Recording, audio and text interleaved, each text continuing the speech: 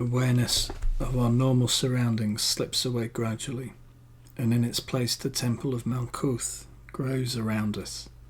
It is square in shape, with a floor of black and white tiles that feel cool to our sandaled feet.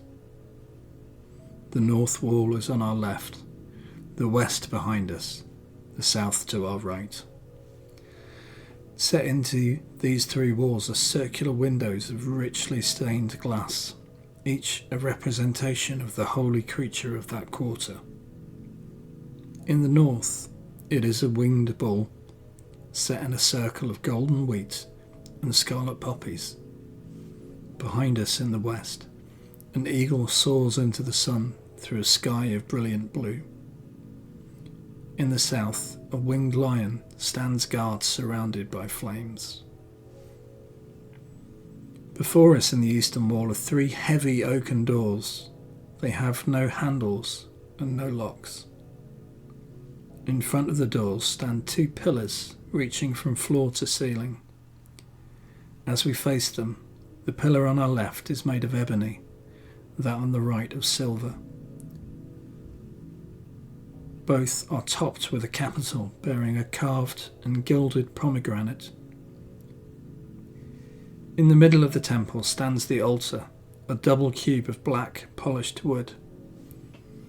Covering it is a cloth of hand-woven linen on which are scattered ears of wheat. On the altar is a bowl of deep blue crystal in which burns a light. This light is to be found on every altar of the mysteries, no matter in which tradition it is set. Unless it be lit, no temple is truly contacted.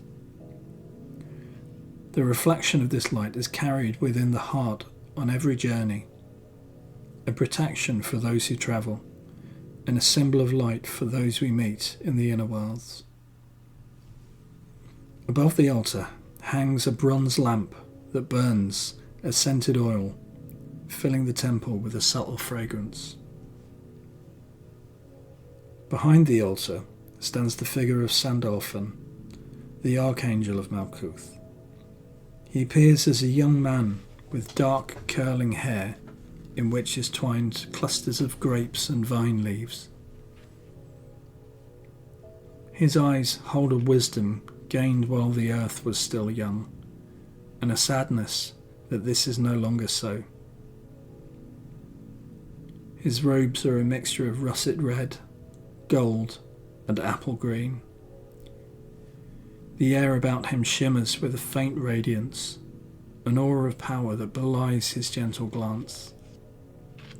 We stand before the altar, making ourselves ready for the journey ahead. Then Sandalphon moves to the centre door and draws in the air before it a 5-pointed star. It hangs, flaming for a few moments, then fades. As it does so, over the door forms a curtain depicting the tarot card of the world. It glows brighter, then becomes a 3-dimensional door to the 32nd path. We walk between the pillars. The dancer hangs motionless within her wreath of leaves, and we step forward into a swirl of colour. We stand in a meadow bright with flowers. To the left is a forest. On the right, cornfields dotted with the scarlet of poppies. Before us, the meadow slopes down to a small river with flat white stepping stones. On the other side is a limestone cliff that towers upwards. From its summit, a waterfall tumbles down to form a deep pool at its base. Behind us stand 2 trees with the tarot card between them. From our right, we hear the sound of weeping and see a group of women approaching through the cornfield. At their head is a woman of mature beauty, tall and deep-breasted, but with a face drawn with grief. Her long hair is loose and tangled, and she is supported on either side by another woman. As she passes over the earth, It withers and dies. Already the field behind her is parched and brown. We ask one of the group what's wrong. We are told that the goddess Demeter is searching for her daughter, stolen by Demeter's own brother Hades, lord of the Underworld. While she searches, the earth is left without her care, and all is dying. We pass into the distance, and we walk down to the river and cross over. At the foot of the cliff, by the pool, grows an ancient yew tree, half concealing the entrance to a cave lying behind the waterfall itself. This is the way we must go. The cave is cold and damp, and it is lit by one small lamp on a shelf at the back. A voice speaks out of the gloom, asking our reason for entering the cave of Hecate. Our eyes, now accustomed to the dim light, see a dark-robed figure at the back of the cave. We tell the goddess that we are searching for Persephone's kingdom. Hecate rises and takes the lamp from the shelf and beckons us to follow her. At the very back of the cave is a narrow, uninviting tunnel. She points to this and tells us that this is the way to Hades, if we dare to take it. She gives us each 2 silver coins and the lamp, then returns to her seat to await the fall of night. The tunnel is even colder than the cave. Its floor is slippery and uneven, and we have to hold hands to prevent ourselves losing each other in the dim light from the lamp. Trickles of water run down the walls that seem to press inwards, as if trying to stifle us. We have to move slowly. Sometimes the way is so low we have to bend almost double. At others so narrow we have to force our bodies through. The wind keeps up a moaning that sounds like a woman in pain. This, with the constricting and tortuous path leading ever downwards, makes us feel as if we're caught up in the birth pangs of some giant entity. We stop to ease chilled limbs and hear the sound of running water. A few more steps brings us to a vast cave under the earth, lit by flaring torches. Ice formations make strange shadows on the stone walls and hang like frozen tears from the roof far above us. Through the middle of this icy place runs a river, dark, deep, and swift flowing. It is the Styx, by which the gods swear their most sacred oaths. Its chilly waters make a natural barrier between life and death. Tied to a post on the bank is a boat, and standing by it a man, if man he be. Tall and broad, heavily bearded, with dark eyes that regard us unwaveringly. Despite the chill, he wears only a leather kilt and a broad belt with a leather pouch and sandals. Around him throng shadowy figures that bend and sway, their hands held out as if pleading with him. They pull and pluck at him, but their ghostly hands pass through the flesh. They are the shades of the dead, buried without the obulus, the coin that Charon, the ferryman, demands from every soul he ferries across the Styx. Charon strides through the misty throng, pushing them aside, and gestures for us to come to him. As we approach, the shades crowd about us, their voices like thin whispers in our ears. Charon makes them give way to us, and they draw back, weeping and wringing their pale hands. We enter the boat, and it is pushed out into the river.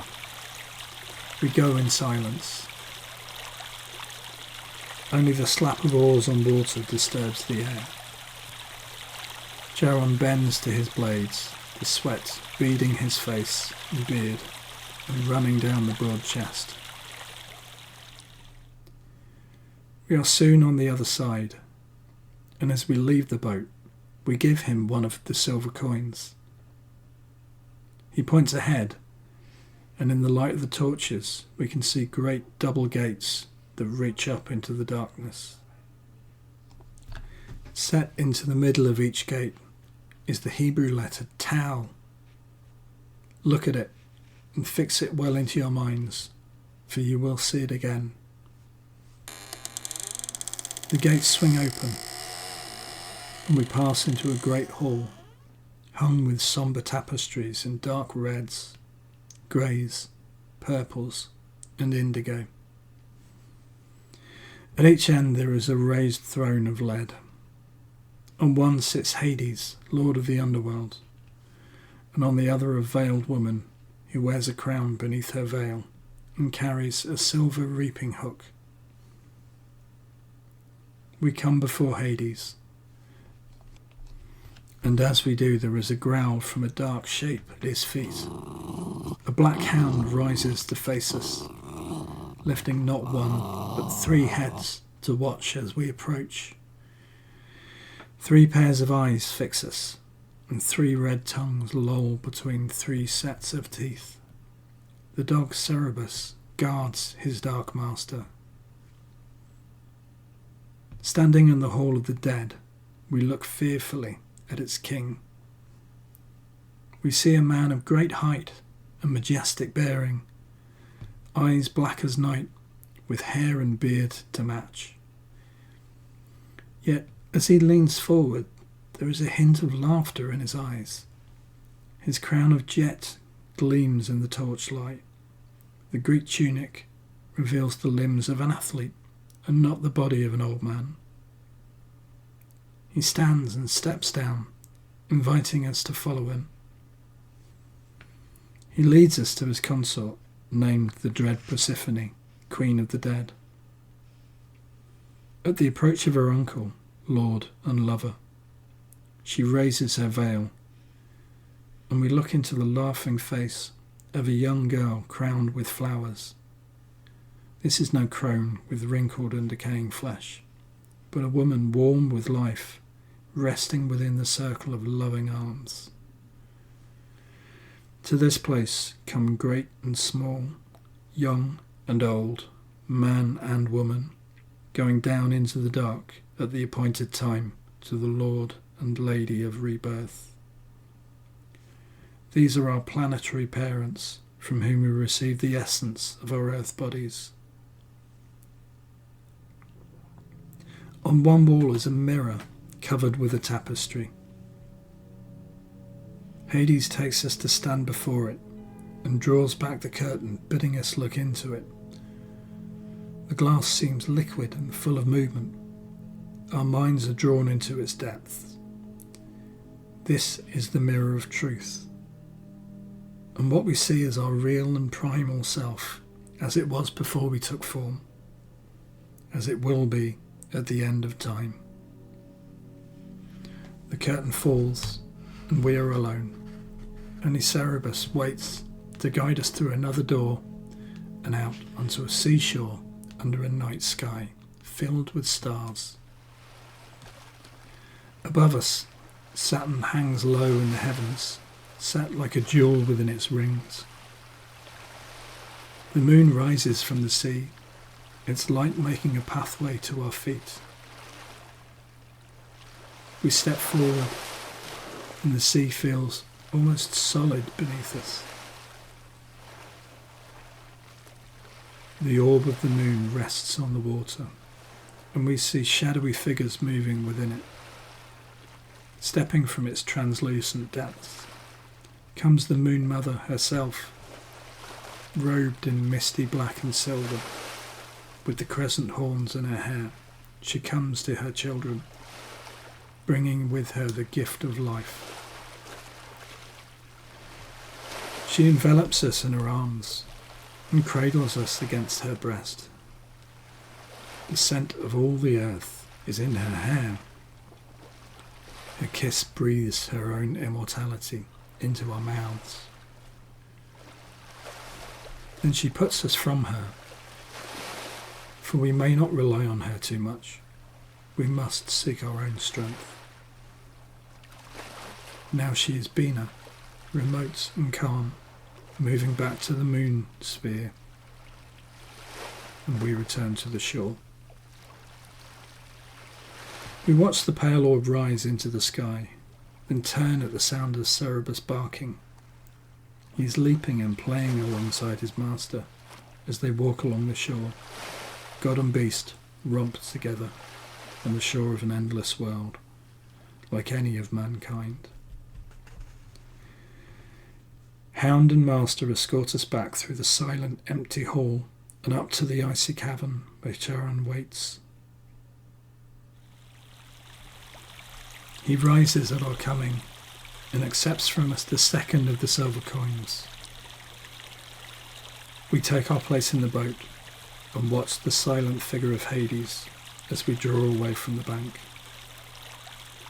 The sad wraiths are huddled silently as we disembark. Next time, we will ask Sandalphon to give us extra coins, with which we will buy passage for some of them each time we come. Then they will go through to the Moon Mother and rebirth. Our thanks to Charon are received, as ever, in silence, and we turn to seek the road home. Now the way is known and unfeared, and we make rapid progress. It seems only a few minutes before we're back in the cave. We replace the lamp and leave. It is night, and the moon is high as we cross the stream. Around us the earth is full of night sounds and scents. We see Demeter and her daughter walking together in the moonlight, and with their laughter in our ears, we step through the curtain into Malkuth. Sandalphon seals the door behind us, and we stand before the altar to give thanks. With a smile, the Archangel indicates a bowl of silver coins at the foot of the black pillar. We may take what we need for ourselves and the wraiths. The scene fades, and our own world builds around us. The first journey is over.